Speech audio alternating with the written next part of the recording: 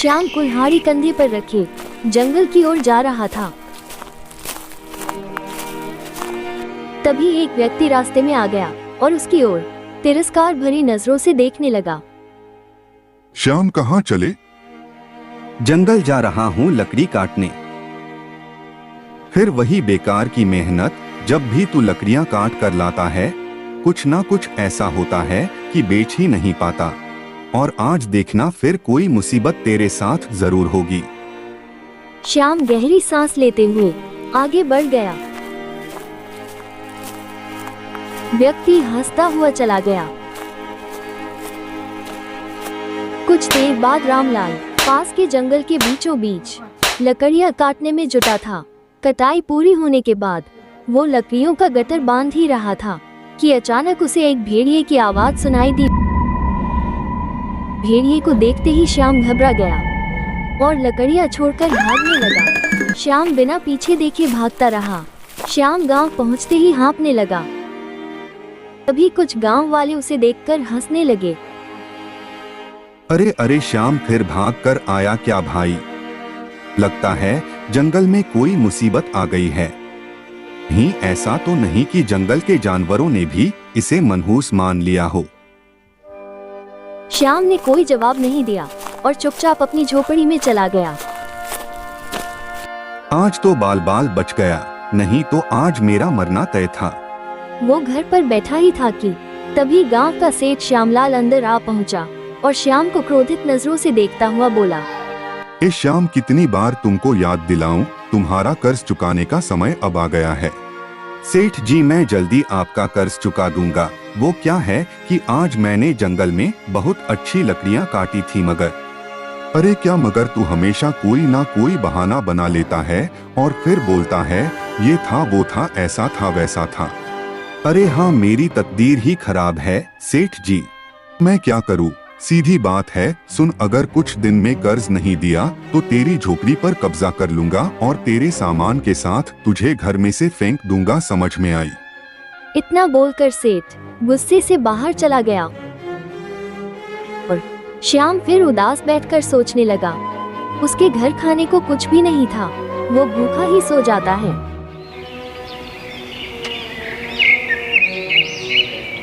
अगली सुबह श्याम कुल्हाड़ी लेकर जंगल की ओर जा ही रहा था कि रास्ते में बूढ़ी अम्मा मिल गई।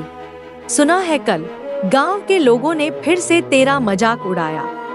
तभी एक व्यक्ति वहां आया और श्याम का मजाक उड़ाने लगा। शर्म करो, किसी की मेहनत का मजाक उड़ाना आसान होता है लेकिन तकदीर का फैसला इंसान नहीं करता।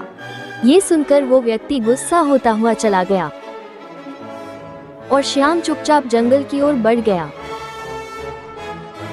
श्याम ने मेहनत से लकड़ियां काटकर और गट्ठर बांधकर सिर पर रख लिया।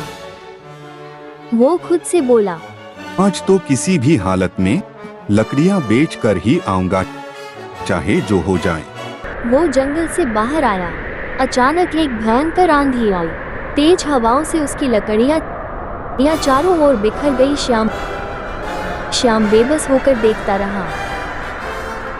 अरे यह क्या रहा है मेरे साथ? मेरी मेहनत हमेशा बेकार चली जाती है।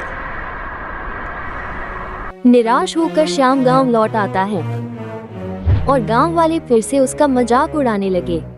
अरे देखो देखो, लगता है आज फिर लकड़ियां नहीं बेच पाया बेचारा। मुझे लगता है रब ने इसे सिर्फ मेहनत करने के लिए बनाया है, फल पाने के लिए नहीं। श्याम बेचारा चुपचाप घर चला गया। उसके घर खाने को कुछ भी नहीं था, वो भूखा ही सो जाता है। अगले दिन श्याम फिर से जंगल गया और लकड़ियां काटकर गांव की सीमा तक आया। श्याम फिर खुद से कहता है, आज कुछ भी हो जाए, आज तो मैं अपनी लकड़ियां बेच कर ही रहूंगा, चाहे जो हो जाए, और लकड़ी बेचकर सेठ के पैसे भी दे दूंगा। तभी अचानक बादल गरजने लगे और तेज बारिश हो गई। एक व्यक्ति हंसते हुए बोला, ऐसे ही तू लकड़ियां घर लाया, बारिश आ गई, लगता है तेरी बुरी किस्मत पूरे गांव पर भारी पड़ने वाला है। श्याम अपमान से भर उठा उसने कोई जवाब नहीं दिया।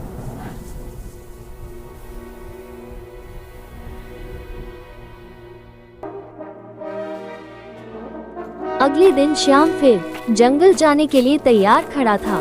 तभी एक गांव वाला हंसते हुए उसके पास आ पहुंचा। श्याम, एक काम कर भाई, इस बार तू जंगल में भटक जाना और कभी वापस मत आना, क्योंकि तू अगर गांव में रहा तो हमारे गांव में कहीं बाढ़ ना आ जाए। श्याम ने उसकी बात अनसुनी कर दी और जंगल की ओर चल पड़ा। जंगल पहुंचकर श्याम एक बड़े वृक्ष के नीचे बैठकर उदास होकर आंसू बहाने लगा। गांव वाले सच कहते हैं, मेरी किस्मत ही फूटी हुई है। जब भी लकड़ियां काटकर बेचने जाता हूँ कोई ना कोई मुसीबत आ जाती है। श्याम सेठ का कर्ज भी सिर पर चढ़ा है। अरे अब करूँ तो क्या करूँ? तभी एक बूढ़ा वहां आ पहुंचा और श्याम को रोते देख ठहर गया। बेटा, ओ बेटा, ये तुम्हारी आंखों में आंसू क्यों हैं? बाबा, जिसकी तकदीर फूटी हो उसकी किस्मत में आंसू ही होते हैं। मैं लकड़हारा हूँ, लेकिन बस नाम का। जब भी लकड़ियाँ बेचने जाता हूँ कोई ना बाधा आ जाती है। सेठ का कर्ज बढ़ता जा रहा है और गांव में सब मेरा मजाक उड़ाते हैं। बस बस अपनी तकदीर पर मत रो बेटा, शायद तुम्हारी तकदीर में बड़ा आदमी बनना हो। श्याम चौंक गया और गुस्से में खड़ा हो गया। अरे जाइए बाबा जी, पहले से ही परेशान हूँ और आप और मजाक बना रहे हैं। अरे जिसकी किस्मत में एक ढंग का काम नहीं लिखा वो बड़ा आदमी कहाँ से बनेगा? अच्छा हुआ कि गांव वाले यहाँ नहीं है, नहीं तो वो और मजाक बना देते। बूढ़ा मुस्कुराते हुए वहां से चला गया। श्याम अपने आप से बोलने लगा, अब मैं गांव वापस नहीं जाऊंगा, जंगल में ही अपना घर बनाकर रहूंगा, नहीं जाना मुझेगा। श्याम कुल्हाड़ी उठाकर जंगल में आगे बढ़ गया। श्याम चलते चलते एक खंडर के पास पहुंच गया। खंडर को देखकर वो हैरान रह गया। अरे यह तो बड़ा विचित्र खंडर है, अंदर क्या है? अंदर चलकर देखता हूँ। श्याम धीरे धीरे अंदर चला गया। उसने देखा कि वहाँ सुंदर घने वृक्ष थे, कुछ वृक्ष चंदन के भी थे। उसकी नजर एक विशाल पत्थर की मूर्ति पर पड़ी जो एक सुंदर लड़की की थी। अरे वाह, यह तो किसी राजकुमारी की मूर्ति लगती है, लेकिन इस खंडर में क्या कर रही है? श्याम मूर्ति के पास बैठ गया और मूर्ति को देखकर मुस्कुराते हुए बोला, क्या वक्त है, क्या समय है? तुम भी अकेली हो, मैं भी। तुम पत्थर की हो, मैं पत्थर का नहीं। लेकिन जब लोग मेरा मजाक उड़ाते हैं तब मैं पत्थर जैसा हो जाता हूँ। मेरा दिल बहुत दुखता है, क्या करूँ? जवाब देने का कोई फायदा तो नहीं है। श्याम काफी देर तक मूर्ति से बातें करता रहा, फिर पेड़ों को देखकर बोला, हाँ, यह लकड़ी बहुत महंगी बिकेगी, इसे काटता हूँ। इतना बोल के वो कुल्हाड़ी उठाकर लकड़ियां काटने लगा और गठरी बनाकर गांव की ओर लौट गया और बाजार में लकड़ी बेचने लगा। तभी एक व्यापारी वहां आ पहुंचा। ओ भैया, यह लकड़ी तो बड़ी सुंदर है, यह तो चंदन की लग रही है। देखो भैया, लेना हो तो लो, नहीं तो आगे बढ़ो। अरे हाँ हाँ, मैं खरीदूंगा। रुको रुको, ये लो भैया, इसकी अच्छी कीमत। श्याम ने खुश होकर धन रख लिया और व्यापारी लकड़ियां लेकर चला गया। तभी वहां एक व्यक्ति आ पहुंचा। अरे श्याम, यह तो चमत्कार हो गया। वाह भाई वाह, जंगल से लकड़ी भी ले आया और अच्छे दामों में बेच भी दी। अब लगता है कि तेरी किस्मत बदल रही है। ये कहकर व्यक्ति वहां से चला गया। श्याम पैसे लेकर सेठ के घर चला गया और सेठ का कर्ज देते हुए बोला, सेठ जी, तुम्हारा कर्ज चुका दिया है, ठीक है। सेठ चौंकते हुए बोला, हाँ, अरे अरे, मुझे तो यकीन नहीं हो रहा। तेरी लकड़ियाँ बिक गई और इतना धन कमा भी लिया। लगता है तेरी तकदीर बदल रही है, क्यों?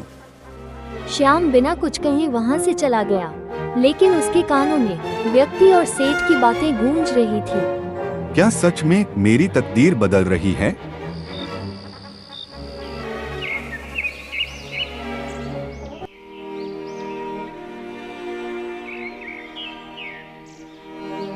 जैसे ही उसकी नजर सामने खड़े चंदन के पेड़ पर पड़ी।